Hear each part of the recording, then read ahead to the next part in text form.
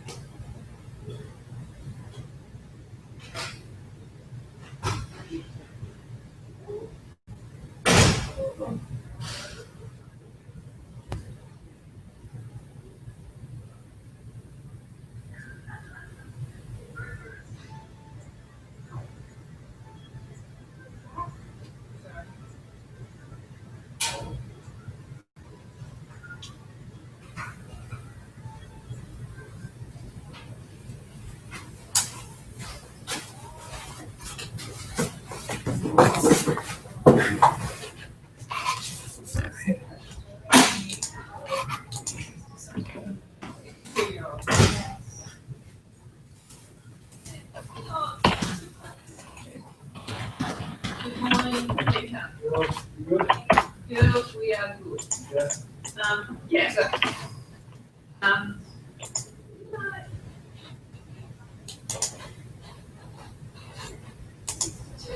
it's 62, so you've got it.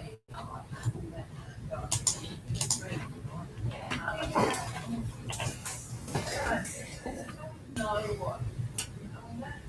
I mean, I'm not saying on the other, but I think that you need to, everyone needs to, yeah, it's just shocking to hear it, you just think they'll be dead by the time the kid gets to 20 and stuff.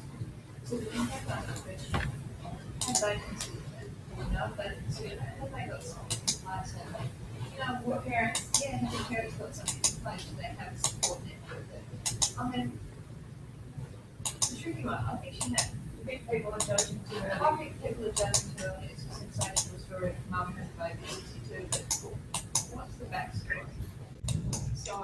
Got it? Hey, Aiden, how you going? Good, how are you? Frustrated?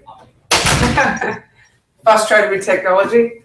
Yeah, I get the email go through and then it just goes to I just watch a YouTube video of you, but nothing online. Okay. Google handout. So when I click on that link, it just goes to that picture that I sent you. Yeah. But it's just I'm just watching you. There's no. That's ones that I did maybe on Tuesday. Okay, so this worked quicker. Just sending you the actual link. Yeah. Okay, sweet. Okay, how are you going with the course? Yeah, good. I've done all of week 5 bar just I got to do the debates. Yep. Like leadership debates, but I've watched the lecture, done the readings, done the listening test. How'd you go with the listening test? That was a 33 questions, wasn't it? Yeah. Yeah. Check out my result here. I think patience was my thing that I needed to work on. Patience? Yeah, patience. Yeah, because I've got it here. So,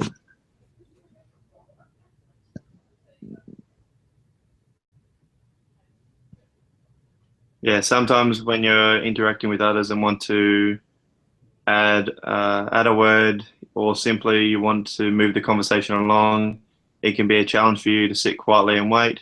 You have some degree of patience, but it's limited. This is simply a trait that needs to be developed further.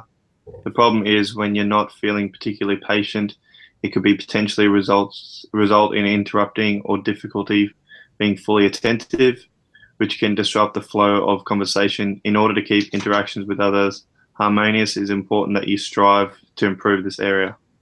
That's so me. I do exactly the same thing. Yeah. I was about to interrupt you. No, I'm kidding. I do it all the time. But I have learnt to sort of try and be in the moment with the person and allow them to finish a sentence. So I've put some rules in place where I've got to allow people to finish what they're saying before I can actually contribute. But a lot of times, like I'll finish people's sentences and I'm like, no, don't do that. Like it's I do the same. It can come across as rude sometimes. So, but it's not. It's just the fact that, hey, I know what you're saying, and can we just move on? I get it, you know. But yeah, I do that at work all the time. So I just didn't do it again. Yeah, I do it at work all the time where, you know, someone will explain to me a reason as to why they're putting weight on or why they're not losing any weight, and I know the answer. Like they'll come up with silly things saying, you know, I think it's actually the clothing that I'm wearing. I used to buy a size 14, now I buy size 13, and it's just tighter. And you just sit there and you're like, you're wrong, and you're like, oh, and then I always just cut people off and do that and go, well, stop coming up with all these silly excuses. Yeah, but I'm not listening to them and going, you know. It's also good insight when they start, like, so it goes back to, you remember the week about attribution theory where it's interesting to hear people's excuses as to why they are successful or not. And it gives you some really good insight where their head's at. So giving those excuses to external things, you know, they're actually, you really got to question their intention to want to make a change. Yeah. Like I've learned that, like I had a 16-year-old guy who never really exercised, and he wanted to put the emphasis on that he threw up in the middle of the session and all that stuff, and he put the emphasis on his prescriptions. He needed new glasses, and he said he was seeing, like, because he was really fuzzy in his vision. But really it was because he's never exercised before. And he come in like in the morning, didn't eat, and then he did like a really hard, intense session that was way over his head. But he didn't want to own the fact that he was unfit, so he put the blame on something else. So he you might have to send him some links to information about lactic acid buildup and, you know, all that stuff, so he actually understands. It's, you know what? So that's what I talked to him about. So I talked to him about that, but when he was halfway through his explanation, I cut him off and then said, you know, this is the reason, this is what happened. It's not because of your prescription, because, you know, you weren't, you know, you just had too much lactic buildup. But when I walked away, after doing all that stuff with the listening test, I realized, oh, well, he was actually telling me that, but if I looked deeper into it, I could actually identify that he was actually ashamed to tell me that he was like unfit, where like it's not a shameful thing for me. Yeah. Like I don't care if because I work with unfit people all the time. So it's just a common thing to me. But he didn't want to be seen as that unfit person. He wanted to be seen as someone who could do more than he can actually achieve. I think also for the people who are starting a program, it's normal.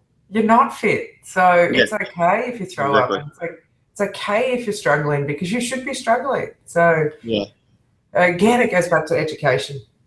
So, but so many times I walk away from clients going, oh, did I handle that right? Like, did I listen properly? I do appreciate doing things like the listening questionnaire, because I'm like, I mean, I notice I look at mum when she speaks, but I don't listen to mum when she speaks, you know? No. And it's trying to make changes to that type of behaviour. So, all right.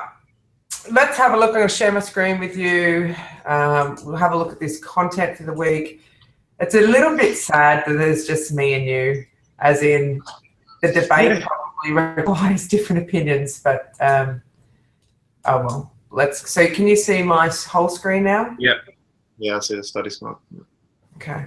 I've actually really worked my ass off to get this stuff ready. So I've got up to about week 9 I'm still working on. In fact, that should be available yet, so I'll just hide it.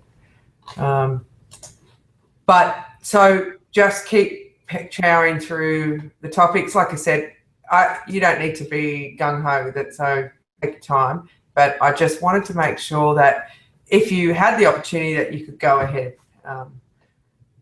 Yeah, right. Okay.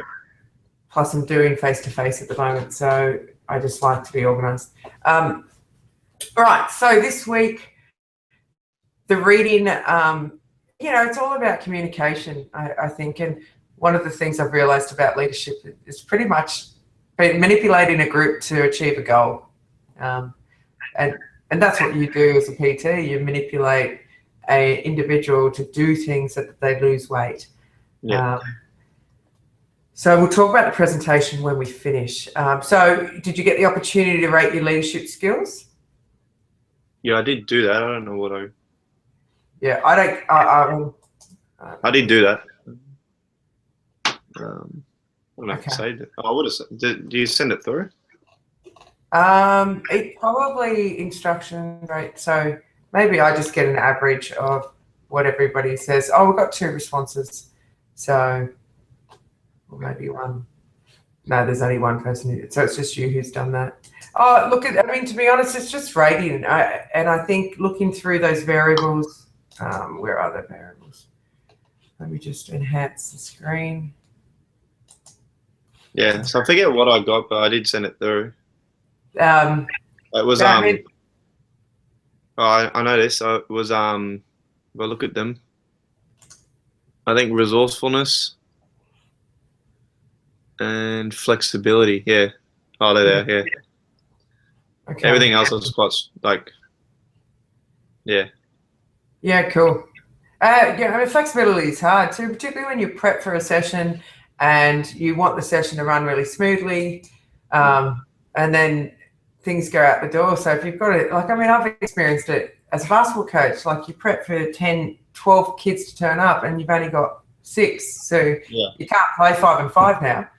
No, yeah. What's really helped me with that is doing PT as well. I also run a lot of boot camps. Yeah.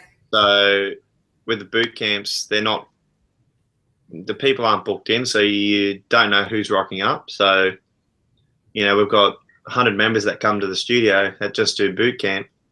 You might get 10, you might get 13, you get weird numbers. So I've really learnt to go into, like, when I first started doing PT or any training, I'd go in with the exact model or exact training session that I wanted to do. But after doing it for 4 and a bit years, 10, 20 different sessions that you can run, and then you look at what you've got. So instead of looking at always trying to go, today I want to do a really intense leg session in the legs boot camp and I want to use barbells, dumbbells, and I want to have these stations, you get 4 people rock up and you go, well, probably better to play maybe some cone drill games that really get the legs really heavy. So getting them on the bikes or something, you can, really good on my feet in that way. Yeah. But the flexibility might be like, because I'm so, I am so busy, like I do, sometimes 40 to 50 hours of PT a week, then throw study in and then throw your social life in, and you've got someone that cancels you last minute. And 2 weeks ago when they cancelled last minute, they were able to do a catch up somewhere. But then this week I'm too busy and I go, nah, unlucky. That's your fault. If you let me know earlier, or if you can do tomorrow, I can do tomorrow, but I can't move a heap of people around just to suit you because you might cancel again. Does that make sense? Yeah, it's that building that respect. And I think that's hard, like, to try and, as a professional in your field, trying to say, hang on a minute, you just rang me, you cancelled the day of. Yeah. And that's okay. Like, I mean, do you charge still if that happens? Like, so we have a 24-hour late cancellation. So if I was training you and you we're training at 3 o'clock today and you cancelled right now, it's up to you and me to decide whether we train or not. Right. So there's a few people that I train that come in their lunch break every day. Yeah. So say they come Monday, Wednesday, Friday on their lunch break and they cancel. I go, oh, don't worry, I'm in during the day anyway. Do you want to come in Thursday? But when they get what's called our peak hours, so 4, 5, and 6 o'clock, if they cancel their training in those times, I don't have that flexibility to put them in. Yeah. So what I used to do is, they'd let you know and you go, right, I've got to move 6 other people around just to fit this one person in because they couldn't be bothered coming in, or they couldn't be, they couldn't let me know. But what I do now is I just give them my calendar and I go, right, these are the hours I work, fit in what you can. So if they're really keen to try and get that extra session, they'll look at it and go, oh, well, maybe I will have to come in at 7 a.m. in the morning instead of coming in at 6 p.m. at night because that's the only spot he has available. Yeah. What I used to do was I'd have to move everyone around. Now I just throw them my timetable and go, if you can find a spot, I'll train you then. If not, you obviously forfeit that session. And a lot of them just forfeit the session, or they come in and because they missed a session with me, they come in and do their own thing the next day. So I'll be still working, but with someone else, but they're actually coming in and trying to make up for what they missed out, and it puts the accountability back on them. And that's what you're going to do. I mean, by doing that, they then step in your shoes and go, oh my God, he's busy. Wow, I've actually stuffed him up. So that's a really good way of establishing that respect between client and PT. That's good. All right, let me again share the screen. So where are we? Right, so we've done that. Then we had I find these questions really interesting. Obviously, I don't think anybody's contributed yet to this. But, the question of, do you think leaders are born, not made? Leaders are born, not made. I mean, what are your thoughts about that, just in terms of if we have, where are you going? I can't find you. Stop sharing. There you go. I know, I've always, I look for my life, obviously, and I've always been wanting to be captain of everything. So playing junior soccer, playing cricket, I've always wanted to do that leadership role.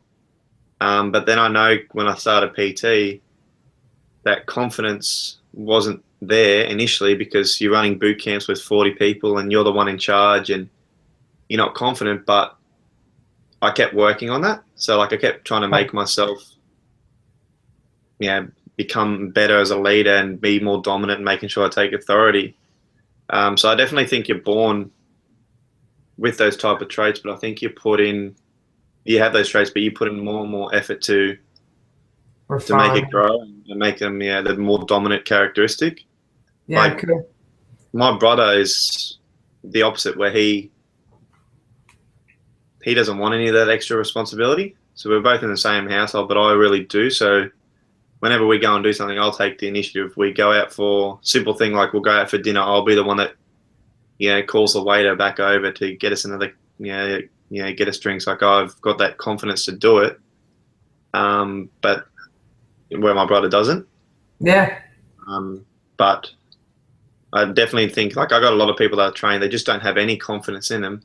And no matter how hard they try, they never really want to, it just doesn't interest them. They don't have that competitive nature to step out of their shell. They just are happy doing their job or being happy with themselves. So they might lose 10 kilo, but they're more than happy just for them to know that, or me and them to know that. But then there's other people that lose 20 kilo or 10 kilo and they want it to be all over Facebook. They want it to be all over the studio. And then they want to go to boot camp and see the next person coming in trying to lose 20 kilo and take them under their wing and go, hey, I've done this, you can. And they both start at the same spot. Look, I mean, it's a really difficult question to give a straight answer to, and you're right. Got to consider personality. That comes into play. So if you're an introverted person, not very confident, you're less likely, like you said, to just go, hey, yeah, sweet, I'll take the leadership on that. But at the same time, like you mentioned, when you started your PT, it was the lack of, I guess, skills in how to manage a massive group in a boot camp that affected your confidence. So both come. So to be honest, it's really a discussion, and there is no right or wrong answer. You really need to have both. Like, you need to have the training. Otherwise, one, why do we have degrees? If people are set to lead, why do we have a degree that trains you to lead? Exactly.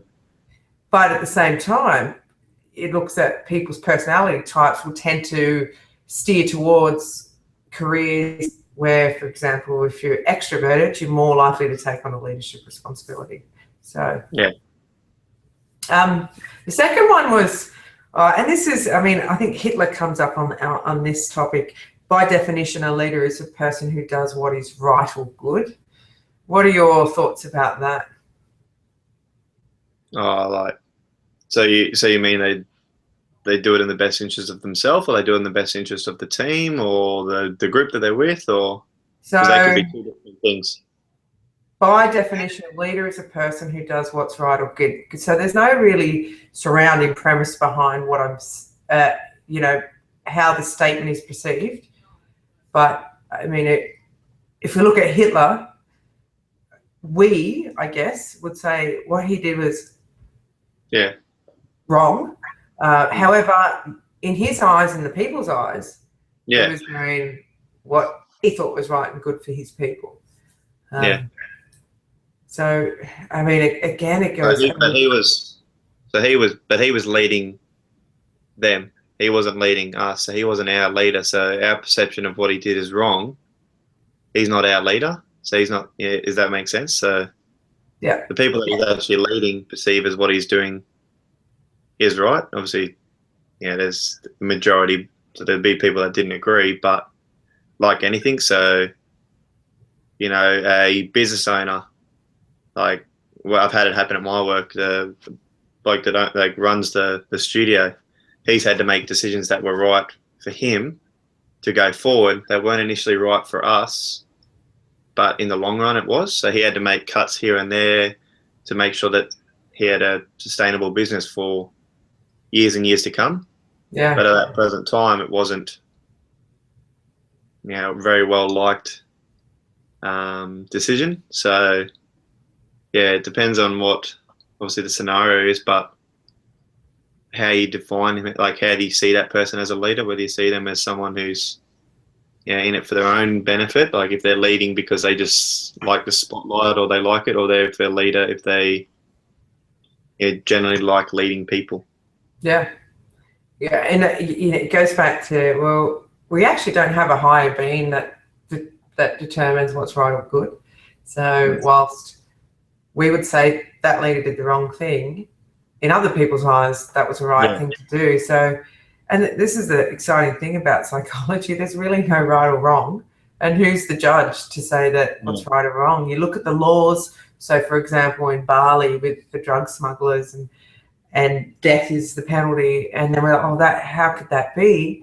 But there is no governing body to say, well, that leadership style is incorrect. And I guess that's why we have wars, and that's why we have all, differences of opinions. And whilst it's exciting, sometimes it's a bit scary. So, I mean, I watched a clip of who's the North Korean president? What is he? Kim Jong. Oh my God! Have you seen? I'll send you a clip about him. Yeah. Unbelievable. It was. I think it's the 11. It's called the 11 things you didn't know about North Korea. Oh yeah. Is it North Korea? Yeah. Yeah, it's North Korea. I'll send it to you. Actually, it might be on. I'll actually make the link available on the website. I can't believe the rules that he has, and his soldiers are allowed to smoke marijuana. Oh really? And that would be to make sure that they're always zen, and so he can have control. It's just interesting. When he punishes people, he doesn't just punish the person; he punishes 3 generations. So if it was the father, he will get the grandfather and the child and put them in prison to eradicate any bad things to happen in the future within that family. That's full on. Yeah, I'll show you. I was like, whoa. But anyway, The last one was, is a person skillful? A person skillful in their field makes a better leader. Do you think you need to have played NRL to be a good NRL coach? No. Okay. Because, like you said, I think in your lecture, you said an assistant coach or a couple assistant coaches would help you with your weaknesses. So you like what a coach is meant to do is meant to obviously get the best team available for game day. So if he's really good with people, he's really good at selections, he's really good with injuries, he's got a rough understanding of the actual game, and he's got people around him that can actually support him and help him with that. So if you've got a really good assistant coach who's played NRL before, but he's terrible with people and not very good at, your halftime talks, your full-time talks, your preparation, selecting, interchange, all that sort of stuff, but they've played it, they're probably not the right coaches to someone who is good with all those game day situations, and they can let the assistant coaches, your sports trainers and all that stuff, actually handle the ins and outs. Yeah. So there's a lot of European coaches in soccer that have never played. Yeah, they're competitive football in the Premier League, and that they've never. Yeah, even they might have touched a ball in their junior days or played a little bit, but they went straight into coaching, or they, got a really bad injury, but they've been around the game, they understand the game, and they've got other people around them that actually help them understand what it's like to play the game. Yeah, and that's true. I mean, professional football soccer is a perfect example of coaches who really haven't played at an elite level, but are good managers. They can manage people, and they have tactical support around them that does that stuff for them. Yeah, but that's like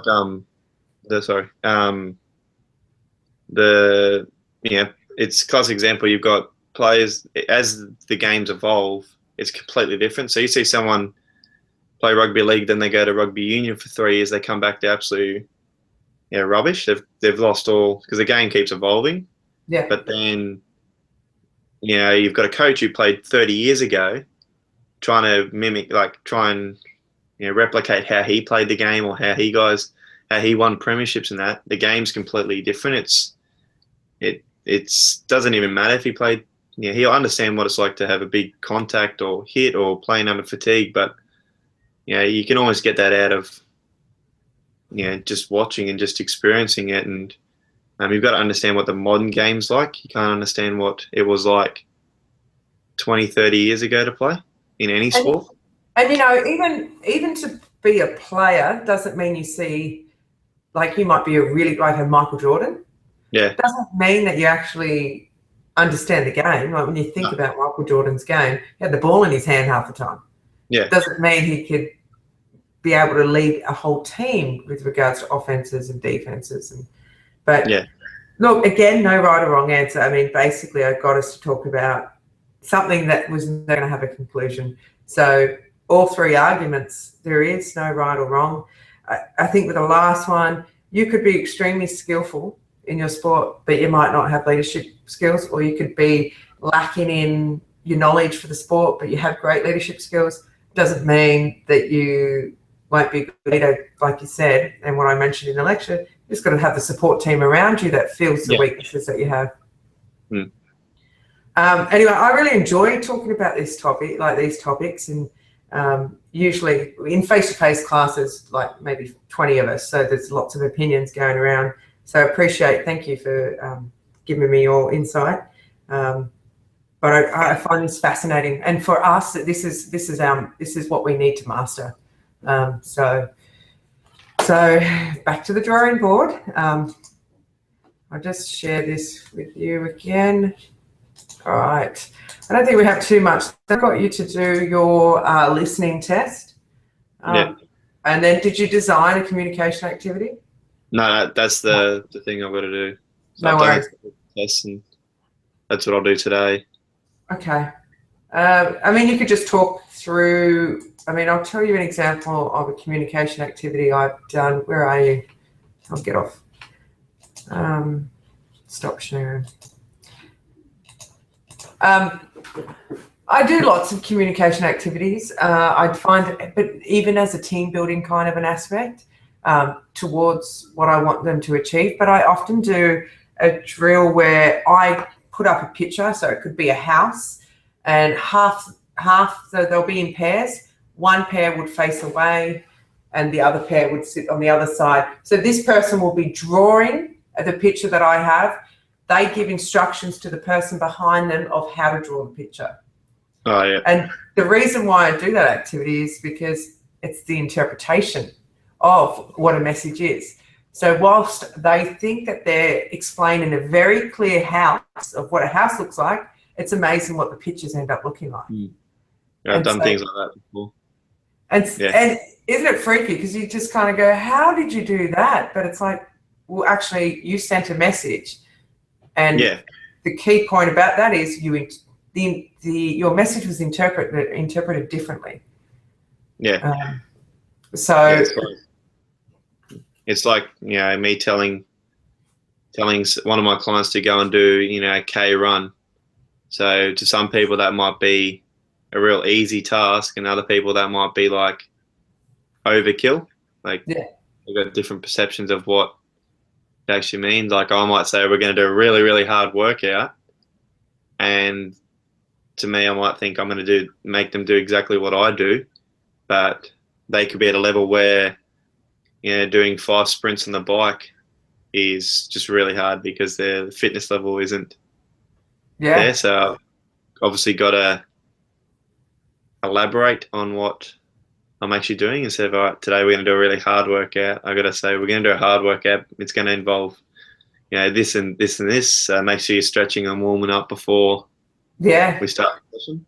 And this is what you're likely to experience through this session. Like I think giving them, like often I'll teach an offense to the girls when I was coaching, and they're just robots. And I'm like, do you know why you're doing what you're doing? Well, no. It's like, okay, so then for me, it was like, I'm going to get you to understand the game of basketball rather than just running a play. And it's just trying to probe them and ask them questions about, okay, why are we doing this? What's the purpose of this? And get them to think for themselves rather than me just dumping information and assuming that they actually understand. I did a session yesterday with a group of 4. And we just pretty much played ball games the whole hour. So I just come up with it, and they were spent by the end of it. But I have got one client that she always overthinks everything. So it was just a simple game where I had, you know, 2 balls. I had 4 balls total. I had 2 balls at either end, and the whole aim of the game was 2 girls on one team, 2 girls on the other team. They had to go and retrieve their balls and then put them all the way back into their at their end without getting tags. They had to find out little ways that they could distract someone or, you know, move around. And 3 of them understood it. One of them just overthinking everything and saying, oh, well, what happens if this happens and what happens if that happens? And she was trying to do every little play in the book, but then confused herself so much. So whenever she picked the ball up, she had no idea what she was doing because she was trying to focus on, you know, things that weren't there.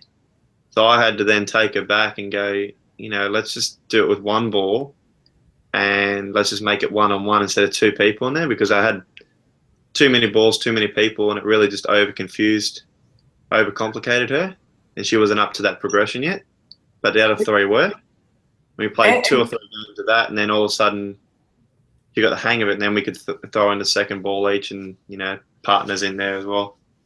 But it's those people too that allow you to go, oh, I've got to change the way I explain this. Completely Exactly. So, like, it was the point where I kept explaining it, and then her partner, like the person she was training with, was explaining the same rules that I was explaining it, and she was just in one ear out the other because all she was caring about was what happens in this scenario, where she wasn't focusing on that. So we had to take a step back and really let the other 3 just, you know, stand on the sideline where this one person was trying to understand what was going on, because yeah, she had a completely different perception of what message I was relaying to her. Like she couldn't. Yeah.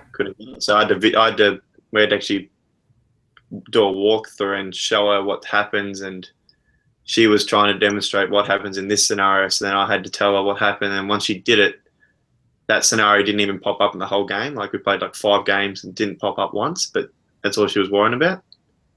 And it's so intriguing though, where people's thoughts go. Like I've had to use different modes. So the one thing I have learned over the years, I've got to deliver my message in several ways. It's got to be auditory, so I've got to at least say it so they can hear it. I've got to draw it sometimes. I've got to allow them to do it, walk through it like you have. Because even if I do the auditory and I go, you got it? Yep, coach, got it. Yeah. They don't have it. So then it's like, before we go do it, let's do a demo. Then let's walk through it. Let's do, and like your field is even more dangerous. Like the last thing you want is for someone to go do an exercise that they haven't got and injure themselves. So for you need to have that complete understanding with the client. So it's hard because sometimes you go through the motions all the time. So you might get a new client through. It could be an old client, but if you're tweaking the training style that you're doing a little bit, so you might be just doing a bicep curl, but you want them to pause at the top, pause at the middle, pause at the bottom, and you're doing all those little things. You demonstrate 1 or 2 reps of that. They almost don't take it in. They just think, oh, I'm just doing a curl. You've got to almost demonstrate the whole set and almost do the first whole set with them and demonstrate it, talk it, because it just like a lot of the times it just won't go through.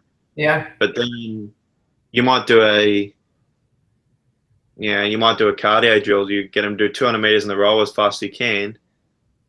You've got to demonstrate, almost set the bar and go, right, I'll do it with you, but I'll do it, and you've got to make sure it's under 30 seconds or under 40 seconds. Otherwise, their perception of going flat out will be completely different.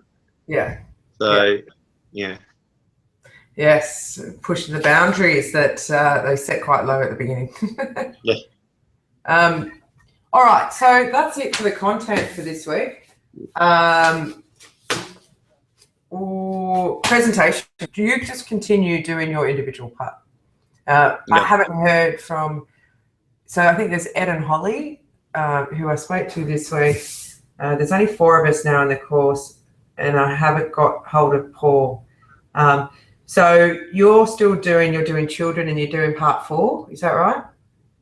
Yeah, I'll do that. I haven't had a chance to because I did the quiz yesterday. But yeah, I've got another assignment due at the end of next week. Yeah. So I'll make a start of that. And then once I make the start of that, halfway through next week, I'll take a look at the assignment for this subject. The essay. Yeah, the essay. So I'll go with children, and I'll just pick out what question I want to answer and go from there. Yeah, package it up, do a Google Hangout like I'm doing, and you can record it. So I've actually got this recording. So did I show you how to do this? Yeah, screen share, that green button. Not necessarily how to start a Google Hangout. Anyway, look, you know what? Let's do it get your content done. And then when you're getting close to, as long as you get it to me, to be honest, Aidan, there's no rush. So you've got to a week 11 to get it done. I just don't want you to be slammed with the whole heap of assessment tasks at the one time. So suit yourself. Yeah, right. All right. Okay, cool. So next week, concentrate on week 6 content. Week 6 is it arousal? I can't even think. I can't even remember. Oh, psychological skills training. So we'll have a look at that next week. Okay. Awesome. All right. Cheers. Have a great day, and I'll see you. Should we keep the same time, 10 o'clock every Thursday? That works for me. It just gives me a bit more time to get through the content. Perfect. Let's do it. All right, Aidan. I'll see you later. Yeah.